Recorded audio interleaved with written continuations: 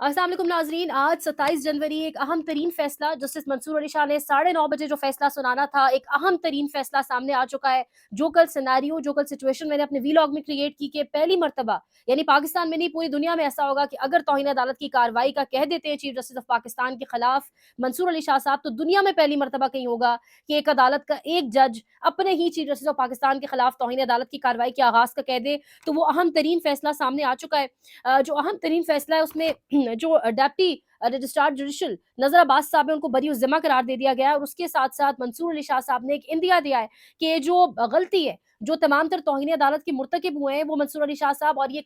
जो याया अफरीदी साहब हैं, ये तमाम तर कमेटियां हुई हैं, तो अब उनके सर ये तमाम तर गलती जाती है। और इसके हवाले से फुल कोर्ट बुलाने का, फुल कोर्ट बिठाने का भी उन्होंने फैसला दिया। तो ये अहम तरीन फैसला जो आज सामने आया है, इसमें दो चीजें बड़ी इंपॉर्टेंट है। अगर आगाज किया जाए तो एक पहले से ही एक इस्लामाबाद के अंदर एक गपशप चल रही थी कि मंसूर अली शाह साहब के साथ जो फैसले के अंदर साथ है वो अकील अब्बासी साहब भी नहीं देंगे, और अकील अब्बासी साहब भी उनका साथ नहीं देंगे, और फैसला सिर्फ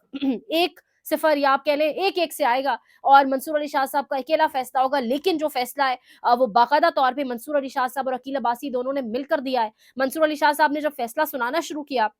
तो दो अहम तरीन सवालात थे। उन्होंने कहा कि पहला सवाल था कि क्या एक बेंच जो मुकदमे की समाअत का आगाज कर चुका हो, तो उससे मुकदमे की समाअत क्या वापस ली जा सकती है? क्या ये इख्तियार मौजूद है? दूसरा अहम तरीन सवाल ये था कि क्या जो एडमिनिस्ट्रेटिव ऑर्डर है, यानी कोई इंतजामी जो ऑर्डर है, वो जुडिशियल ऑर्डर से उसको ऊपर रखा जा सकता है, बालाए ताक रखा जा सकता है, उसकी उसका एक जो वैल्यू है क्या वो ज्यादा हो सकती है? पहले सवाल के जवाब में उन्होंने कहा कि इंतजामी कमेटी के पास कोई इख्तियार मौजूद नहीं है कि सुप्रीम कोर्ट के किसी भी बेंच से ऐसा मुकदमा वापस ले जिसकी समाअत वो कर चुका हो। आर्टिकल 191 से मुतालिक जो सवालात पूछे गए और जिस तरीके से यके बाद दीगरे 13 जनवरी वाले दिन, फिर 17 जनवरी वाले दिन एक हुक्मनामा सामने आया, और वो जो कमेटी थी जिसमें अमीनुद्दीन खान साहब भी मौजूद थे, उन्होंने ये तमाम तर जो आपके लिए राइट है, जो हक था कि ये वाला जो बेंच, रेगुलर बेंच जो फैसला का समाअत कर रहा है कस्टम्स एक्ट के मामले के ऊपर, उससे वापस लेकर 17 जनवरी को कहा कि फैसला, ये केस हमारे सामने लगेगा। तो उन्होंने कहा कि 13 जनवरी के बाद जो 17 जनवरी वाले जो यानी वो जो 17 जनवरी को तमाम तर गैर कानूनी काम किया गया था, उसको गैर कानूनी ही करार दिया मंसूर अली शाह साहब ने।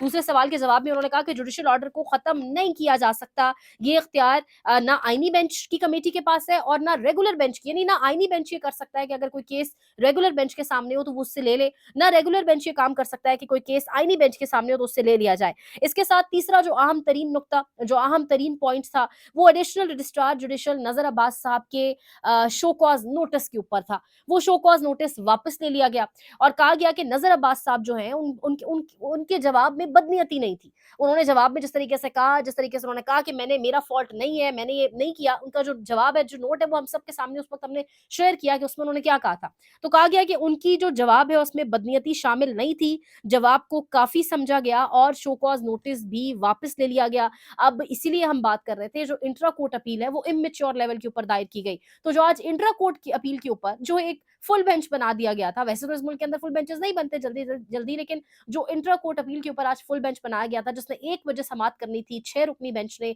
अब वो नहीं करेगा क्योंकि शो कॉज नोटिस ही नजर अब्बास के खिलाफ साहब के जो था वो वापस ले लिया गया है। और ये एक बड़ा बेहतरीन काम हुआ है। आगे चल के एंड पे एनालिसिस अपना भी देंगे, लेकिन अब जो अहम तरीन चीज है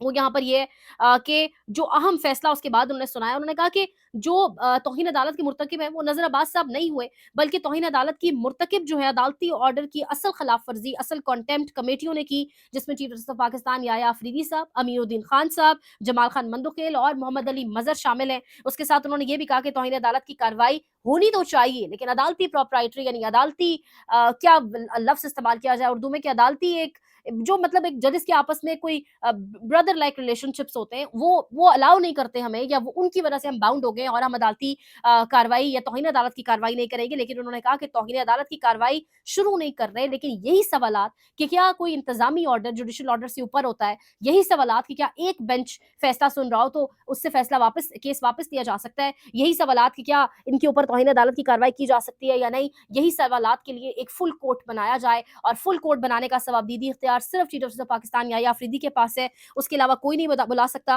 और उन्होंने इससे पहले भी कहा कि रजिस्ट्रार के मुताल्लिक मामले के ऊपर तो फुल बेंच बिठा दिया गया, और अभी भी उन्होंने माजी की ऑब्वियसली हवाला भी दिया, लेकिन अभी भी जो रजिस्ट्रार वाला मामला है उसके ऊपर तो फुल बेंच बैठ गया, तो क्या इसके ऊपर फुल बेंच नहीं बैठ सकता? तो कमेटी जो है انہوں نے کہا کہ اب کمیٹی کسی صورت بھی اس چیز کے لیے لیگل نہیں رہ چکی کہ وہ کوئی کیس یا کسی طرح سے بھی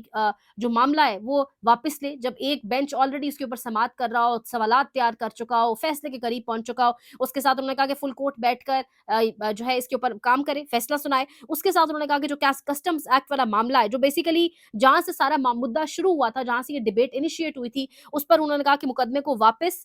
جو ہے اسی بینچ کے سامنے لگایا جائے، یعنی جسٹس عائشہ، جسٹس منصور علی شاہ اور جسٹس عرفان سادات کے سامنے لگایا جائے، اور اس کے ساتھ چار ججز کو، اپنے ہی ساتھی چار ججز کو ذمہ دار انہوں نے قرار دیا۔ یہی بات کل ہو رہی تھی کہ چیف جسٹس آف پاکستان یحییٰ آفریدی اور ان کے ساتھ جو باقی لوگ ہیں، کیا ان کو ذمہ دار ٹھہرایا جائے گا، یا جو کمزور ہے، جو یعنی ڈیپٹی رجسٹرار جوڈیشل یعنی نذر عباس صاحب جو ایک ملازم ہے، اس کے اوپر ہاتھ ڈالا جائے گا اور اسی کی کارروائی کو انیشیٹ کیا جائے گا۔ تو ایک اچھا اقدام منصور علی شاہ کا کہ انہوں نے ایک ملازم کے خلاف کارروائی کا آغاز نہیں کیا، بلکہ اپنے ساتھی چار ججز کے اوپر ایک باقاعدہ طور پہ آپ کہہ لیں باقاعدہ تمام تر سالڈ پروفز کے ساتھ عدالتی جو ایک چیزیں ضروری ہوتی ہیں اس کے ساتھ انہوں نے بتایا کہ کس طریقے سے وہ توہین عدالت کے مرتکب ہوئے۔ تو وہ اسار رانا صاحب کا انٹرویو یاد آ گیا مجھے، وہ کہہ رہے تھے کہ عمران خان کی بدلتی ہوئی ٹون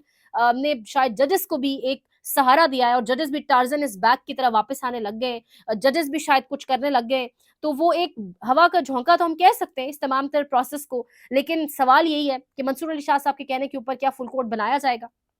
کیا فل کورٹ بننے دیا جائے گا؟ کیونکہ صرف منصور علی شاہ صاحب اور یہ تمام تر چپکلش شروع ہوئی تھی تو بلاول بھٹو کا بیان سامنے آ چکا تھا کہ یحییٰ آفریدی صاحب کا ساتھ دیں، ساتھی ججز ان کے ساتھ کھڑے ہوں، اور اگر 26ویں آئینی ترمیم کو رول بیک کرنے کی کوشش کی گئی تو ہم یہ سے وہ کر دیں گے۔ تو یعنی اصل جو پورے کے پورے فساد کی جڑ ہے، جب عمران خان صاحب نے کہا بھی کہ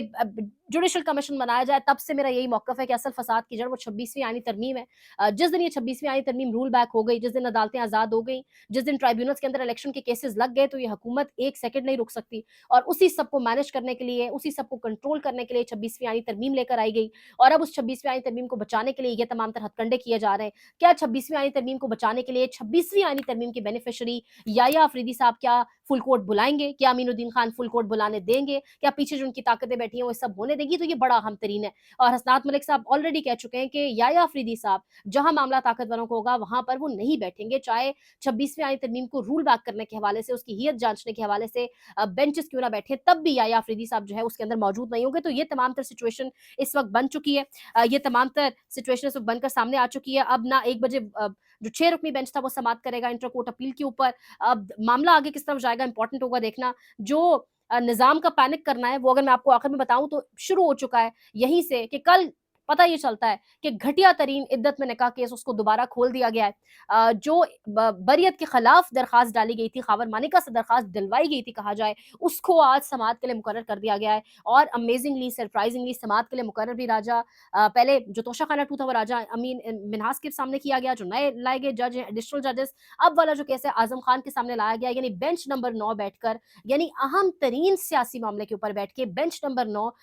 سماعت کرے گا۔ باقی اوپر کے تمام تر بینچز، یعنی ہم نے دیکھا کہ میکسیمم بینچ 2 سے 3 تک، یعنی بینچ نمبر 3 تک معاملہ جاتا ہے، لیکن بینچ نمبر 9 کے سامنے عمران خان کا کیس آیا، پہلے توشہ خانہ 2 کی بریت کے خلاف جو درخواست تھی وہ بینچ نمبر 10 کے پاس گئی، اور اب دوبارہ اس معاملے کو کھول دیا گیا ہے۔